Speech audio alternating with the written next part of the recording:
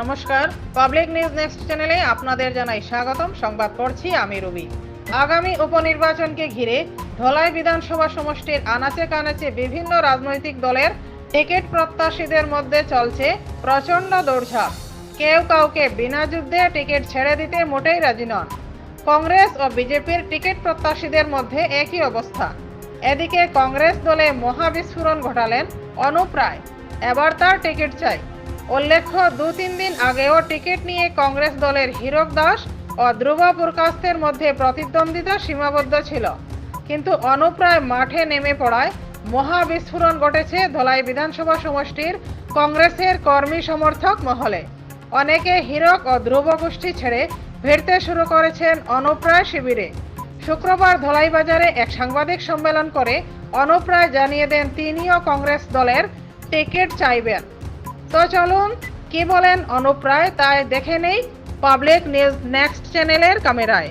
আমরা এখানে উপস্থিত সবাই ভারতীয় জাতীয় কংগ্রেসের কর্মী এবং সমর্থকবৃন্দ।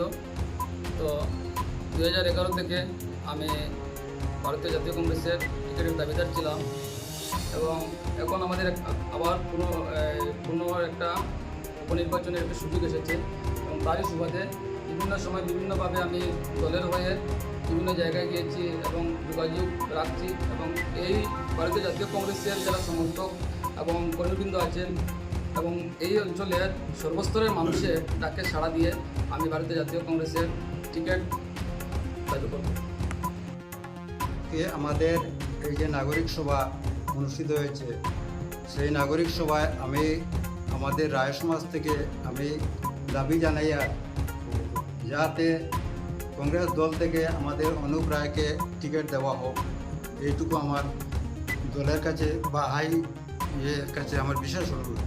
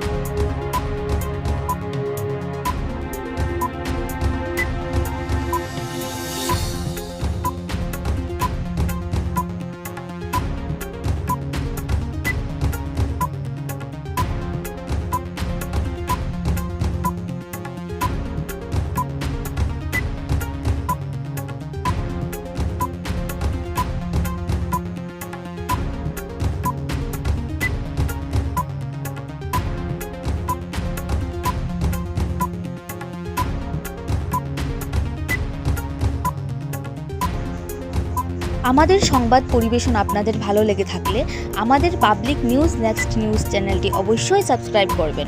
তৎসঙ্গে একটি লাইক ও শেয়ার করে পরবর্তী আপডেট নিয়ে আসতে আমাদের উৎসাহিত করুন। ধন্যবাদ।